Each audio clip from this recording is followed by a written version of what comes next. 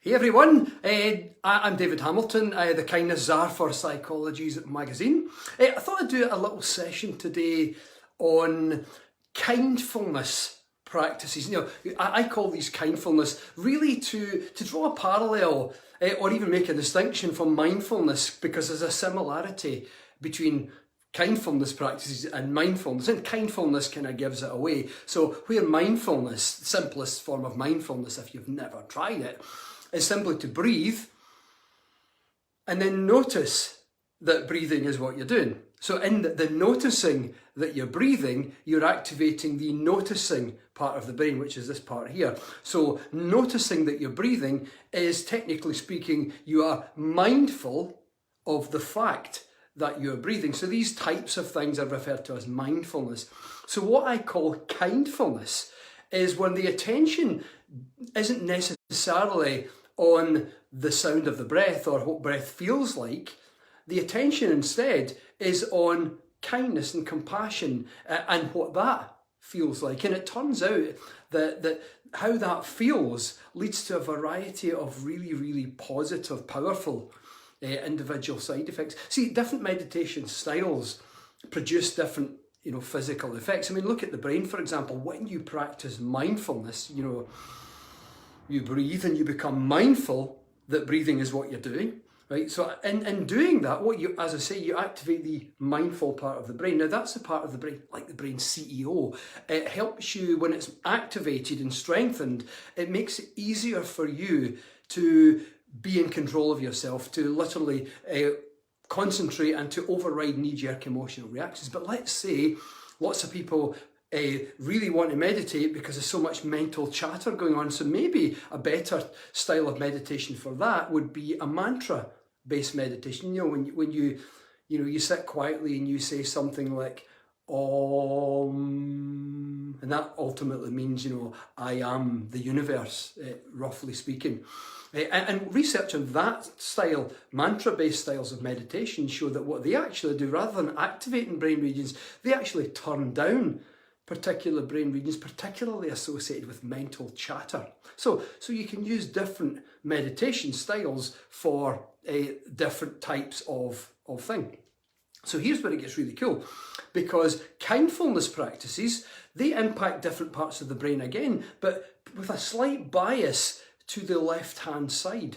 And what that does is it strengthens the left-hand side, and also a region called the empathy center, called the insula of the brain. And as they get strengthened, it's like you get better at feeling the effects of kindness and compassion. And the reason why I say feeling the effects is because this is how and why you get some neurological and physiological effects of kindness. So I want to share with you in this live 3 really, really simple, but really, really powerful in terms of what you can gain from them, kindfulness practices. So 3 different ways to create physical effects, doing a mindfulness-based but kindfulness-based practice. And it's all about the feeling. So remember I said mindfulness, it's about the focus. With mantras, it's about the sound and stuff and what that does to the brain. With kindfulness practices, it's about the feeling, in the sense that the feeling generates physical effects. So not only in the brain, but physical effects in the body.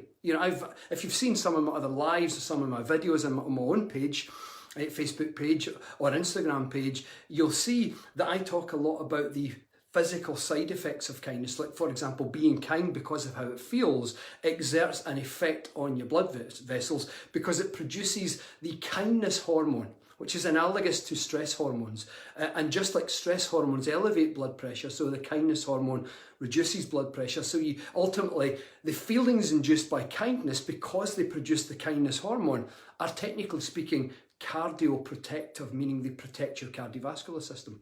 So I want to share with you just 3 different techniques. The first one is a gratitude-based practice. Now, it differs slightly from normal gratitude practices. I mean, most of the gratitude practices we kind of do in our lives are we write down 5 things that we're grateful for every day. I absolutely love those kind of things. They're absolutely amazing and they really do produce gains in happiness. But if you want to use gratitude as part of a kindfulness practice, then what you do this time is you focus on particular people.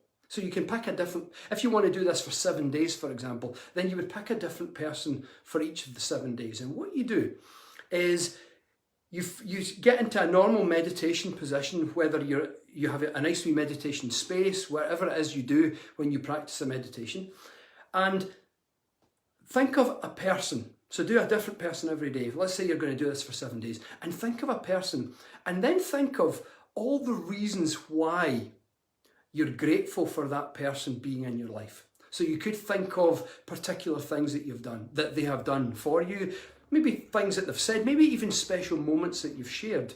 But for each person, for this person, go through a list of different reasons why, and allow yourself to feel gratitude.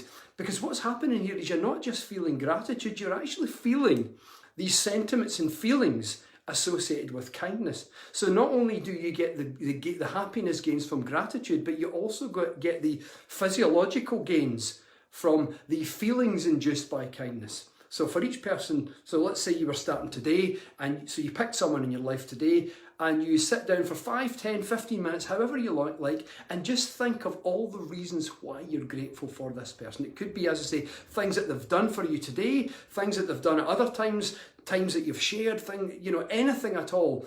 And allow yourself to feel the gratitude and to feel the feeling of connection with this person. So if you were starting today, you start with that person, then tomorrow you switch to a different person, then the day after you switch to a different person, etc., etc., etc. And it's a simple but really powerful way of harnessing a kindfulness practice. But at the same time, I kind of think that doing this kind of thing is like sending a wee powerful prayer to someone. I really believe that in a very deep level we are all interconnected in some kind of way. When you feel gratitude for a person, I hope and I believe that in some kind of way we kind of do affect the person in a positive way.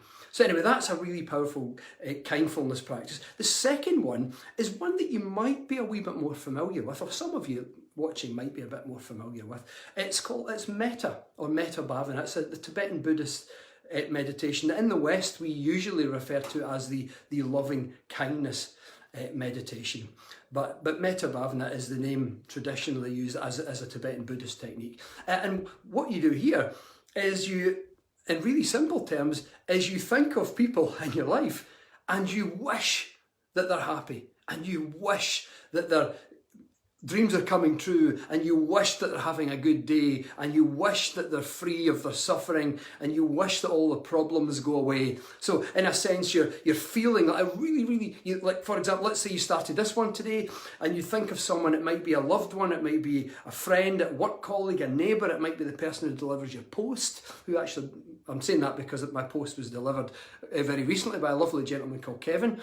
And so what you do is you think of each person and you just wish, I really want you to be happy, and I really want you to be free of your suffering, and I really wish that you have a great day today. And what you're doing is you're building up a sentiment of kindness, kind thoughts, and kindfulness, and compassionate thoughts. Now you can structure it a bit more, and there is several structured versions where you might say, for each person, may you be happy, may you be well, may you be safe, may you be at peace.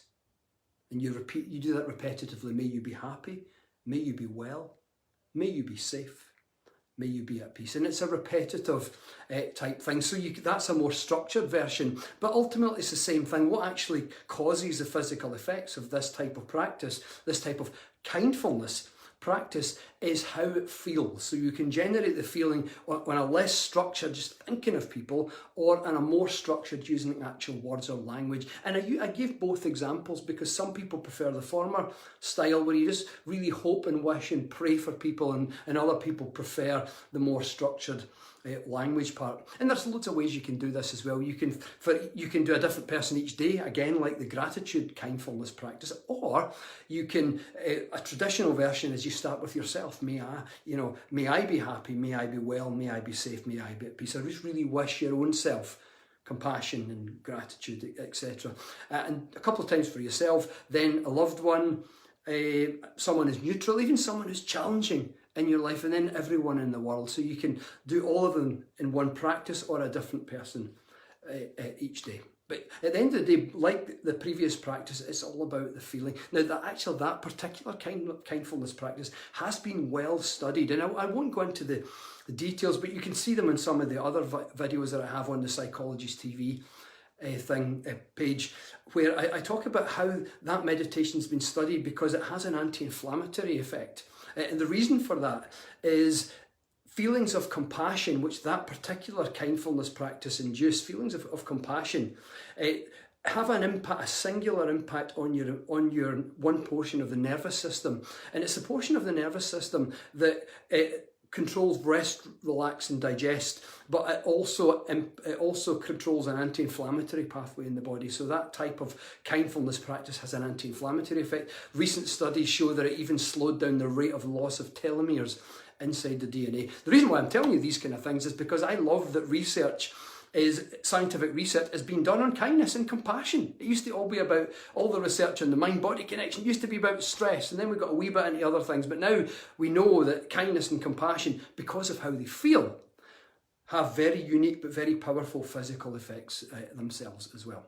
So anyway, on to the third of these three kindfulness practices, and I call this my Oxytocin meditation, because I designed this one with the purpose of producing oxytocin, which is the main kindness hormone. It's a reproductive hormone, but it's also a kindness hormone, meaning that it's produced because of how kindness feels, how emotional connection and bonding, how that actually feels. So I refer to it as the kindness hormone, really to draw a parallel with stress hormones.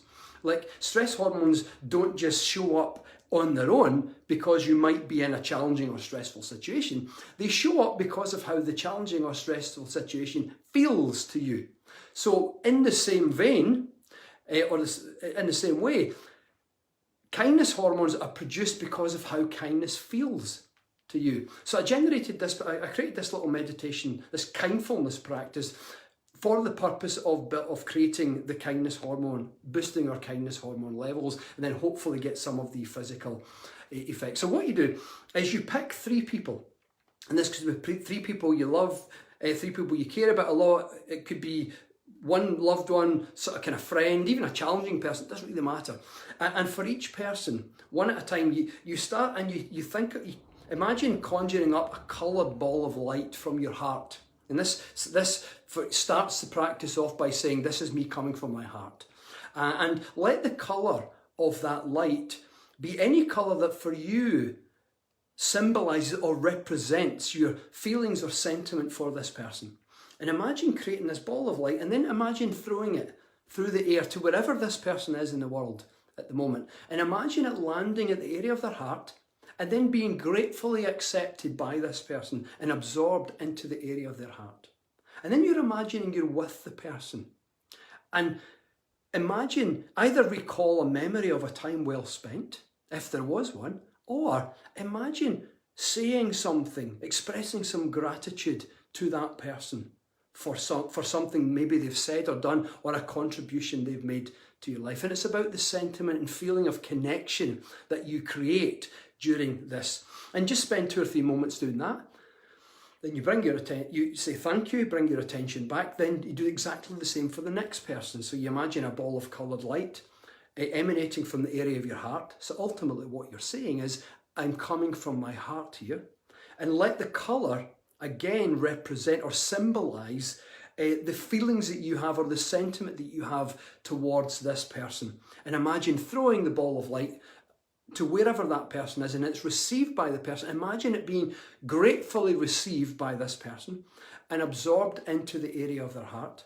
And again, you imagine with the person, and either recall a memory of a time well spent, or imagine saying something that you would like to say, particularly expressing gratitude for something that that person has contributed to your life, whether it's something they've said or done, or even just a situation.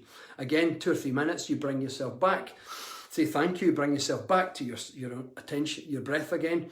And the third time, it could be another person, it could be again a loved one, a friend, work colleague, or even someone you find challenging. It could be an animal if you like as well.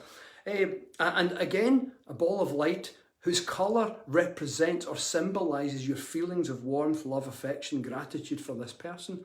Imagine it emanating from your heart, so you're coming from your heart and you throw it through the air. It's gratefully received by the person and it absorbed into the area of the person's heart.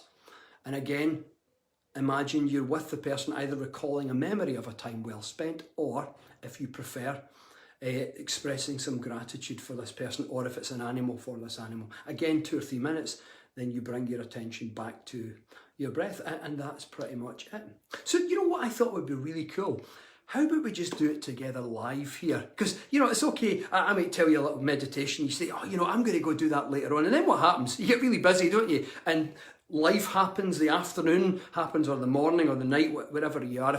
If this is you in a part of the world where you're almost going to bed, this will be a really nice way to settle down for the night. So let's do it. Now, I'm not going to spend 2 or 3 minutes at each stage, because that means that we'll be here for a little while. And I know most people like these Facebook Lives just to be fairly short. So what I'll do, just 1 minute of each segment. And at least you know how to do it, and then you can practice it on your own at another time. So let's have a go. So just start by taking a comfortable breath.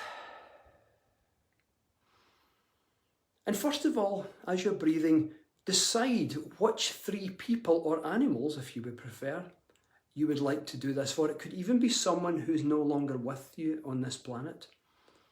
And it could be 3 loved ones, or it could be 1 loved one. And you know, someone, a colleague, a friend, a neighbour, even a challenging person, it doesn't matter. But just think of 3 people. And now for the first person, imagine a ball of light emanating from the area of your heart, and let its colour represent your feelings of maybe love or affection or gratitude, some positive sentiment for this person.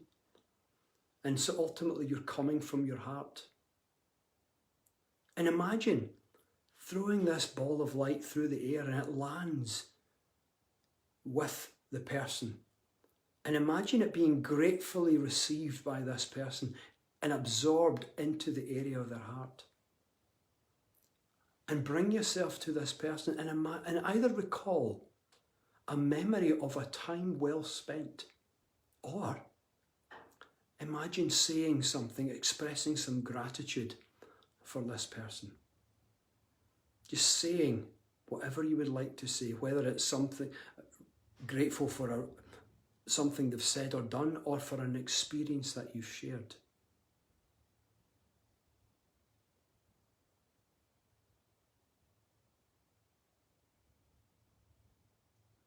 And just another few seconds, just so that you know how to do the practice. Thank the person. Bring your attention back to your breath. Now thinking of the second person, again, a ball of light emanating from the area of your heart that represents your feelings or sentiment for this person. Might be the same colour, it might be slightly different. Whatever the sentiment of love, affection, warmth, gratitude you have. Again, you're coming from your heart, throwing it through the air to the person, and as it lands, it's absorbed gratefully, willingly into the area of their heart. Then imagine you're now with this person and either recall a memory of a time well spent, or express gratitude to this person. It might be for things that they've said or done, particular things, or it might be for experiences that you've shared. And just allow yourself to feel the connection with this person as you express this gratitude.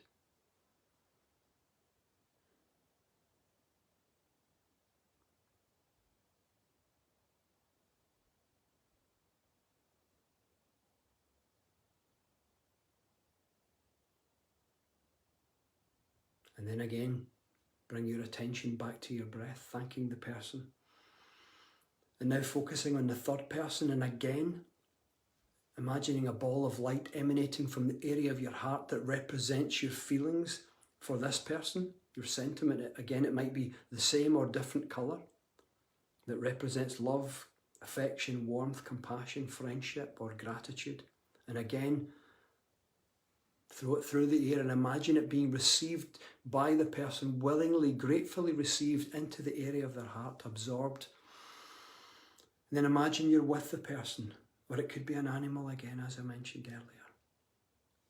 And allow yourself to remember a time well spent, or, if you prefer, express gratitude to this person. It might be for something they've said or done, or a contribution they've made to your life, or an experience that you've shared. And just allow yourself to feel how that feels and the connection with this person or animal.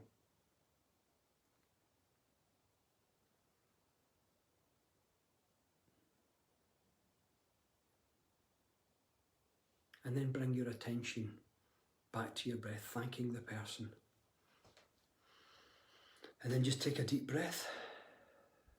And that's it. And I call this my oxytocin meditation, because the purpose is to generate this kindness hormone. And as I say, we did that practice fairly quickly, but in your own practice, I would recommend that in the gratitude for each person you spend, we just spent like 30-40 seconds again, so that I'm not keeping you too long during this Facebook Live session in this Psychologist TV, but in your own practice you might spend 2, 3, 4, 5 minutes for each person. It's entirely up to you. But I just wanted to share the practice with you. So there's 3 kindfulness type practices. So in other words, kindfulness in this context means meditating on kindness. It could be a gratitude practice where you think of people in your life, a different person each day, all the reasons why you're grateful for their presence in your life, things that they've said, done, experiences that you've shared.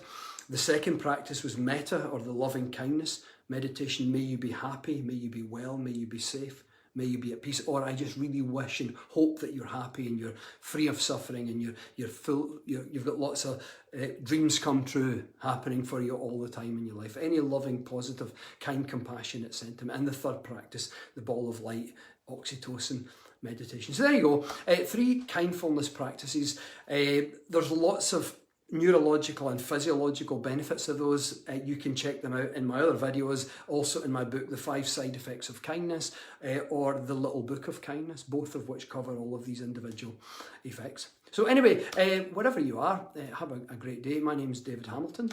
Be kind, because it's almost always the right thing to do. Lots of love. Bye.